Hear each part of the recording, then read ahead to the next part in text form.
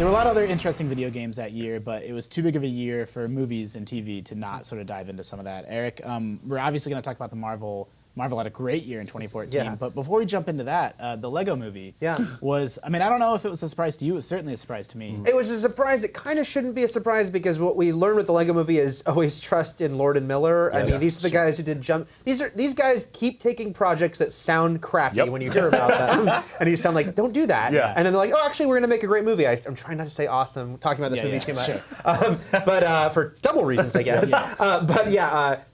So the Lego movie going in, you had to be cynical because it's a freaking Lego movie. Sure. Yeah. And it's Warner Brothers Animation, who did good stuff decades ago, but it's really like DreamWorks and Disney, right? They're the people that dominate that scene, and now suddenly there's like a third player, so that's kind of interesting too. Yeah, no, they definitely made a big statement with that film. We'll see. They're franchising the hell out of it. They've got multiple Lego movies coming. Yeah. But yeah, I mean, I think that the fact that it was so clever, had a really interesting story. I mean, that's the main thing, again, about Lord and Miller, how they take these ideas that could be so terrible. There's such a bad Lego movie in an alternate Earth. Yeah, you know? totally. And also, it's that, like, no, there shouldn't be a movie with Gandalf and Batman. Like, what is happening? How are these characters in the same movie? And then when it just works. And it has that, testament to the screenplay is that it has that Pixar magic of a 5-year-old is going to laugh at one thing, and then we are going to laugh at something completely different. Which I think we experienced in seeing it in theaters, right? Was like watching the room react at different times. What I really enjoy about that movie is how, I mean, it is grandiose in its scale and obviously in its licenses and stuff like that,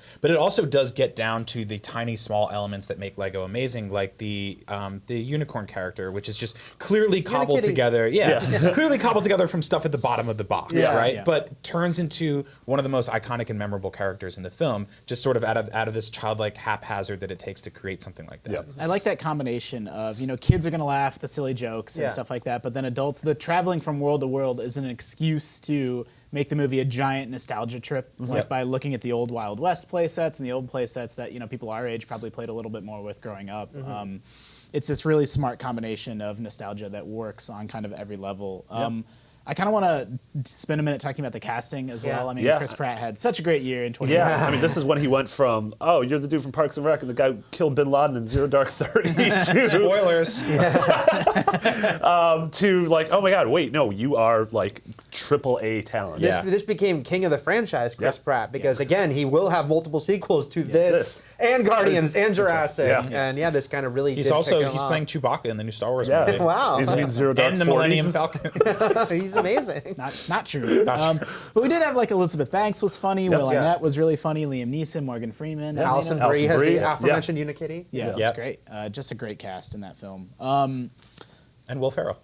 And Will. Yeah, that's Breaking right. the fourth wall. So I mean, That was such a weird moment. Let's talk about that for a minute too. Yeah, I mean, spoilers, please. If you haven't seen the movie yet, I do want to talk about the ending or sort of the final act, I guess you would call it. I thought that was so. That's what made the movie really special to me. Was sort of that there's a whole live action portion of this movie you don't know exists. Just absolutely great. Super bold, just completely taking a left turn you don't expect. Again, I think a testament to the guys making it that they would even go there and really have thought out this story and have it work on two levels, very much work on two levels. Yeah. And I like what Will Ferrell did there. Love him, even if you're not wild about his brand of comedy or Will Ferrell being Will Ferrell, like he was put to great use in this particular film and sort of playing a character and dialing back that sort of zaniness to really in service of the story was really effective, I thought.